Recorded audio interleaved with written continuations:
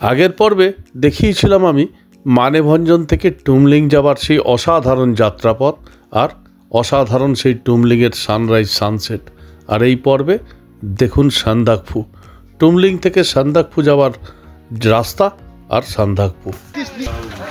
আমরা এখন বেরিয়ে যাব টুমলিং থেকে সান্দাকফুর দিকে। সকালবেলা একটা অসাধারণ কাঞ্চনজঙ্ঘা আর তার সাথে সানরাইজও দেখতে পেয়েছি, কিন্তু আজকে আবার মেঘ করেছে। জানি না সান্দাকফুর আল থেকে দেখার ইচ্ছা আছে সানসেটটা দেখার, দেখতে পারবো কিনা। এই আমাদের ল্যান্ড রোভার এসে গেছে, ঐতিহাসিক গাড়ি। আমরা বলেই দিয়েছিলাম ল্যান্ড রোভার চড়বই একদিন, সেই ল্যান্ড রোভার এসছে। বিউটিফুল এই ল্যান্ড রোভার জার্নিটাও বাকি ছিল, এটাও করব। শুধু আমাদের ফালুটটা যাওয়া হচ্ছে না, কারণ ফালুটের রাস্তা বন্ধ। এই আমরা গাড়িতে লাগেজ তুলছি, এবার রওনা দেবো। সেই বিখ্যাত ল্যান্ড রোভার ব্রিটিশ আমলের এখনও এখানে ঐতিহ্য মেনে চলছে, সেই ল্যান্ড রোভার নিয়ে দাঁড়িয়ে আছে সামনে। এই ল্যান্ড রোভারে আমরা যাব সান্দাকফু। সিঙ্গলা ফরেস্টের গেট, এখান থেকে আমরা এন্ট্রি করব সান্দাকফুর ভেতরে ঢুকবো জোনে। আর এই সিঙ্গলীলা ফিরাস forest, deep forest, national forest, যদি কপাল ভালো থাকে রেড পান্ডাও দেখা যায়। এই সেই সিঙ্গলীলা ন্যাশনাল পার্ক। এই সিঙ্গলীলা ন্যাশনাল পার্কের সামনে দাঁড়িয়ে আছে এখন। বিউটিফুল, এইখান থেকে এন্ট্রিটা হবে। এখানে আমাদের কালকে যে টিকিট কেটেছিলাম সেই এন্ট্রিটা দেখে এখান থেকে আমরা ভেতরে ঢুকবো সিঙ্গলীলা ফরেস্টে। তারপরে দেখা যাক, এই যে এখানে দেওয়া আছে সেভ রেড পান্ডা, এই সেই রেড পান্ডার দর্শন হয় কিনা দেখা যাক। আর এই রাস্তা রোডোডেনড্রনের জন্য বিখ্যাত, ভীষণ সুন্দর, কিন্তু এখন রোডোডেনড্রনের টাইম নয়, যার জন্য রোডোডেনড্রনটা দেখা হবে না।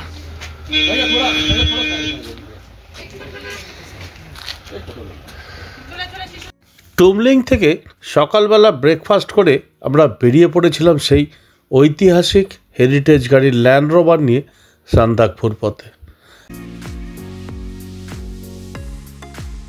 সিঙ্গলীলা ফরেস্ট ক্রস করছি, রাস্তা কিন্তু খারাপ হতে শুরু করেছে। ল্যান্ড রোভারে অর্ধেক কাত হয়ে গেছে সবাই, এই পেছনে বসে পুরো কাত। এখন আমরা রেড পান্ডা দেখার আশায় তাকিয়ে আছি চারিদিকে, দেখা যাক। এই সিঙ্গলীলা ফরেস্ট ক্রস করছে, এরপরে গৈরিবাসের পর আরও রাস্তা খারাপ। টুমলিং থেকে সান্দাকফুর রাস্তা 20 কিলোমিটার, ভীষণ রাস্তা খারাপ হতেই আস্তে আস্তে শুরু করেছে। রাস্তা প্রচন্ড খারাপ, হালত খারাপ হয়ে গেছে আমাদের সবার। বাকি ফালুট যাওয়া হচ্ছে না, ফালুট গেলে তো আরো ভয়ঙ্কর রাস্তা। একদম সেই ল্যান্ড রোভারের পেছনে আমরা কাবু হয়ে বসে আছি, কিন্তু বিউটিফুল। ও আচ্ছা, সিনারি দুর্দান্ত। এখনো ফরেস্টের ভেতরেই আছি।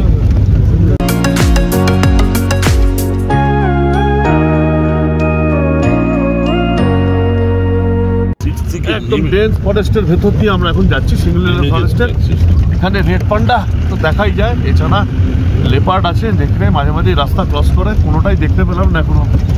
আর রাস্তার চেহারা কি দেখাবো, জার্কিং আমাদের হালত খারাপ, তো পেটের ভেতর থেকে উপরে উঠে আসছে। ব্রেকফাস্ট চা খেয়েছি, সাংঘাতিক খারাপ রাস্তা।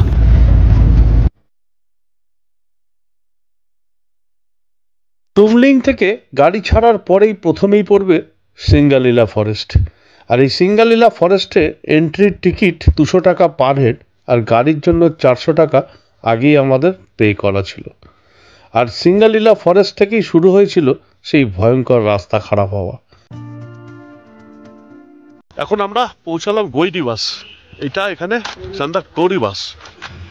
গৌরীবাস এই সান্দাকফু যাওয়ার পথেই পরে সিঙ্গলীলা ফরেস্ট ক্রস করে। এটা বর্ডার এরিয়া, রেস্ট্রিক্টেড আছে ফটো তোলারও। নেপাল বর্ডারটা খুবই কাছে। এই এখানে একটা এন্ট্রিও করতে হয় গৌরীবাসে একটা এন্ট্রি করে আবার আমরা এগিয়ে যাবো। এখানে কিছুক্ষণ দাঁড়াবো, একটু চাটা খাবো। কিন্তু বিউটিফুল জায়গা, ছোট্ট খাট্ট একটা গ্রাম্য জায়গা এবং হিলটপ গ্রাম ভিলেজ, কিন্তু ভীষণ সুন্দর এর ভিউ। এই গৌরীবাস অবধি রাস্তা মোটামুটি, সিঙ্গলীলা ফরেস্টের মতো রাস্তা খুবই খারাপ ছিল, কিন্তু এর পরের যে রাস্তাটা আছে সেটা কিন্তু বেশ খানিকটা খারাপ।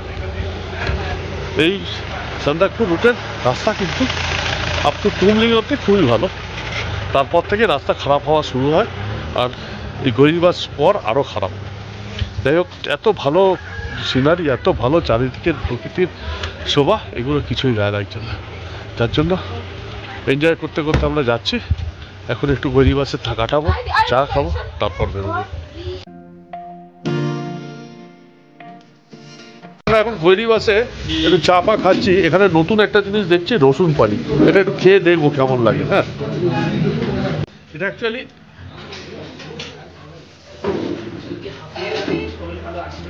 এটাকে একটু শরীরকে টেম্পারেচার বাড়ানো, টক টক আপনার টক ভালো লাগবে। এই সেই রসুন পানি অন্য ধরনের গুড, ইটস গুড, মানে শরীর গরম করার জন্য রসুনের। খারাপ না, ভালো জিনিস শরীর গরম করার।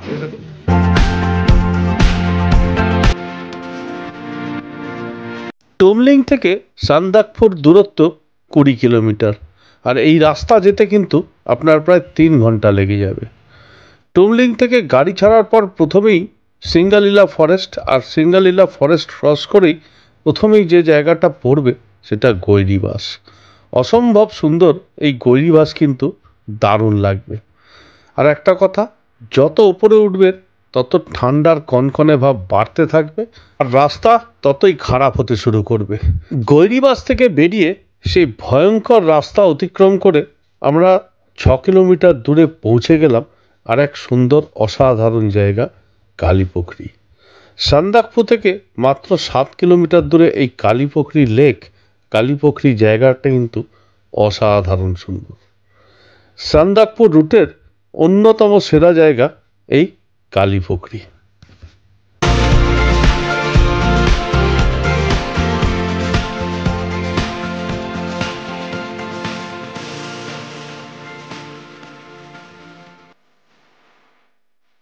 এখন আমরা ঢুকলাম কালীপুখরি, কালাপুখরি বা কালীপুখরি। এই সান্দাকফু এখান থেকে আর 7 কিলোমিটারের রাস্তা। রাস্তা ভয়ঙ্কর খারাপ, হালত তো খারাপ হয়ে গেছে। এই কালীপুখরি কিন্তু দারুণ জায়গা। এখানে এই কালীপুখরি লেকটা দেখাই আমি, তার আগে ভিউটা ভীষণ সুন্দর, কিন্তু আকাশটা মেঘলা করে গেছে। ওয়েদার ক্লিয়ার থাকলে তা আরও দুর্দান্ত লাগে, বিউটিফুল।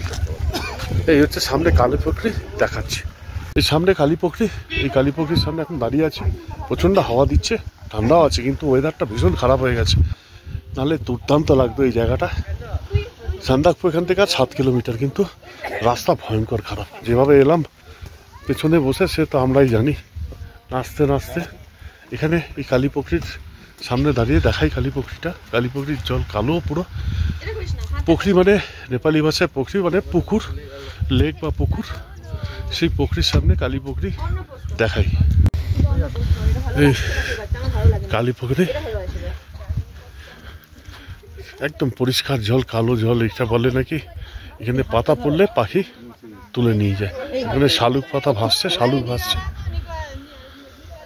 এই হচ্ছে কালীপুখরি, লাভলি জায়গা, লাভলি। এই কালীপুখরি মেঘের খেলা, কুয়াশা, ফগ উড়ে যাচ্ছে, মেঘ উড়ে যাচ্ছে, দারুণ দারুণ সুন্দর জায়গা। লেকটাও ভীষণ সুন্দর, ওয়েদারটা ক্লিয়ার থাকলে আরও দুর্দান্ত লাগবে এখানে। এই কালীপুখরিতে কিন্তু বেশ কিছু হোমস্টে আছে, কিন্তু থাকার জন্য টুমলিং তারপর সান্দাকফু এইরকমই সেটিং করে আসা ভালো। আমি পুরো A to Z এই সান্দাকফু ভ্রমণের পুরো ডিটেলস বলে দেবো। এইখানে আসার জন্য এই নভেম্বর মাস আর একটু মার্চের শেষ, এপ্রিলের শুরুর দিকে আসা যায়, কারণ তখন রোডোডেনড্রনটাও পাওয়া যায়, ভালো লাগে।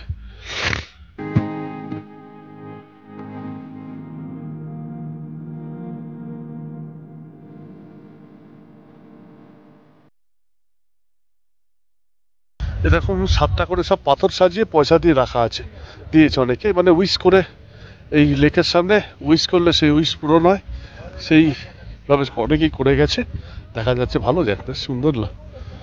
দারুণ হাওয়া মারছে, প্রচণ্ড প্রচণ্ড হাওয়া মারছে এবার।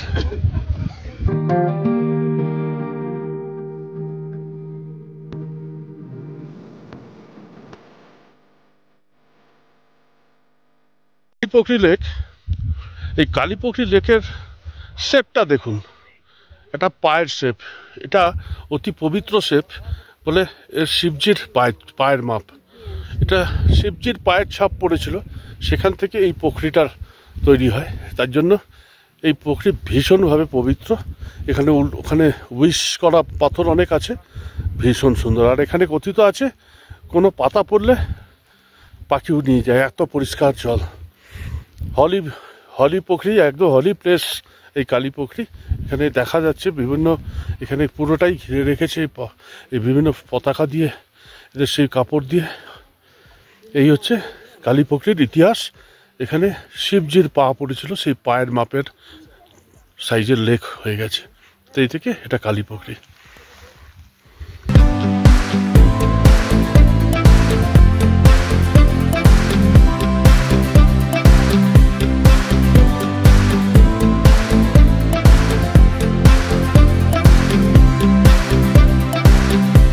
আমরা কালী পুকুরি থেকে সান্দাকপুর পথে সবাই মিলে এই আর 6 কিলোমিটারের রাস্তা, পুরো হচ্ছে 60 কিলোমিটারের রাস্তা, নাচছি পুরো। হ্যাঁ, ভয়ঙ্কর খারাপ এই 6 কিলোমিটার রাস্তা। চেহারা না দেখলে বিশ্বাস করতে পারবেন না, এই 6 কিলোমিটার মনে হচ্ছে নাচছি। বাপ রে বাপ, দেখুন আপনি ছবি তুলছি কিরকম হাত কাঁপছে, সারা শরীর কাঁপছে, সবাই ঝাঁকুনির চোটের বৃন্দাবন আমাদের এই। বাপ রে বাপ, 3-4 কিলোমিটারের রাস্তার চেহারাটা আমি দেখাচ্ছি। এই স্টিপভাবে উঠেছে, অসম্ভব খারাপ রাস্তায়। গরিবাস থেকেই শুরু হয়েছে, তারপরে এখান থেকে তো কালী পুকুরির পরে লাস্ট 3-4 কিলোমিটার তো ভয়ঙ্কর খারাপ, ভয়ঙ্কর। এই 3-4 কিলোমিটার আমি হাঁটছি, হ্যাঁ আমাকে তুলে নিও। ঠিক, আমাদের এই দাদার হাঁটতে খুব ভালো লাগে। কালীপুকুরি থেকে সান্দাকপুর দূরত্ব মাত্র 7 কিলোমিটার, আর এই 7 কিলোমিটারের রাস্তা তখন আমাদের কাছে 70 কিলোমিটারের মতো লাগছে। অসম্ভব এই খারাপ রাস্তা ক্রস করে পৌঁছে গেলাম সান্দাকপুরে। এই সান্দাকপুর আমরা নামলাম, একদম হাতের 1 হাত দূরে মনে হচ্ছে সান্দাকপুর, আর দূরে দেখা যাচ্ছে এভারেস্ট। পুরো দেখাবো, কি অসাধারণ অসাধারণ অসাধারণ। এটা সান্দাকপুর, সান্দাকপুর থেকে এইটা হচ্ছে কাঞ্চনজঙ্ঘা, আর ওই দিকেরটা হচ্ছে তোমার এভারেস্ট। বিউটিফুল। পৌঁছে গেছি সান্দাকপুর, অসাধারণ। লাস্ট 1 কিলোমিটারের অসম্ভব বাজে রাস্তার ক্লান্তি ভুলে গেছি। এই দূরে দেখতে পাচ্ছি কাঞ্চনজঙ্ঘা, আর এই দিকে দেখা যাচ্ছে এভারেস্ট। আরে বাপরে বাপ, পুরো রেঞ্জ দেখা যাচ্ছে। আমরা দেখাবো পুরোটাই। আবার এইদিকে আবার মাকালু আছে, ক্লাস জায়গা, ক্লাস। ঝকঝকে রোদ্দুর উঠে গেছে এখন, আমরা সানসেটটাও দেখবো এখানে। আমাদের মন ভরে গেছে এখানে, ঢুকতে না ঢুকতে আমাদের এই সেই খারাপ রাস্তার দুঃখ ভুলে গেছি। ওই জায়গায় গাছপালা রয়েছে তো। আরে বাপ রে বাপ, যা ছবিতে দেখাচ্ছি আর যা চোখে দেখছি বিরাট ফারাক। ভাই তুমি এখানে এটা আমাকে কোনো একটা ফটো তুলনা হয় না। এখন তো পরিষ্কার দেখতে পাচ্ছি, দূরে এভারেস্ট, তবু একটা হবে ক্লাস। Beautiful beautiful. এই বাঁদিকে এটা দেখা যাচ্ছে এভারেস্টের চূড়া। ইরে বাপ রে বাপ, এতদিনের স্বপ্ন সার্থক মনে হচ্ছে। লাভলি লাভলি, কি জায়গা, কি ভিউ, আসা সার্থক, সার্থক আসা। কষ্ট করে হলেও যাদের শারীরিক সক্ষমতা আছে তারা একবার এই নভেম্বর বা মার্চ এপ্রিলে ঘুরে দেখুন এই সান্দাকপুর। কত শুনেছি আগে, কত বহুবার চেষ্টা করেও আসা হয়নি, আর আজকে একদম হাতের কাছে কাঞ্চনজঙ্ঘা। ফ্যান্টাস্টিক।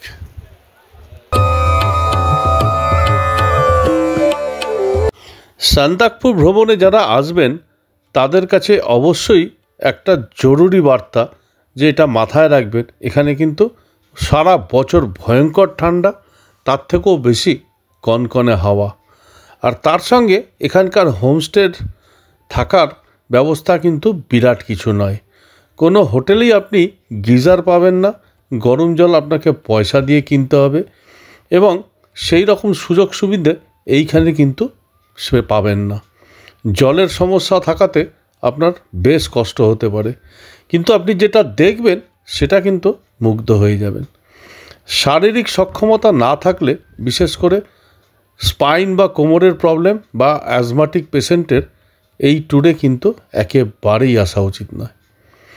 সান্দাকফু সফরের আজকের আমার এই পর্বে ছিল টুমলিং থেকে সান্দাকফু আসার গল্প আর সেই সান্দাকফুর অপূর্ব বিউটি। আর পরের পর্বে দেখাবো সান্দাকফু সফরের সেরা মুহূর্ত, আলের সূর্যাস্ত। সান্দাকফু থেকে মাত্র 1 কিলোমিটার দূরে এই আল ছিল সান্দাকফুর সেরা জায়গা। আজকের মতো এই পর্ব এখানেই শেষ। আগামী পর্বে দেখুন সেই সান্দাকফু সফরের সেরা জায়গা আলের সূর্যাস্ত। এই আলের সূর্যাস্ত জীবনে ভুলবার নয়। আসছি আগামী পর্বে সেরা ভিডিও নিয়ে আলের সেই সূর্যাস্তের। আজকের মতো এখানেই শেষ। ভালো থাকবেন। সঞ্জয় ব্যানার্জি, সাফারুল্লাহ।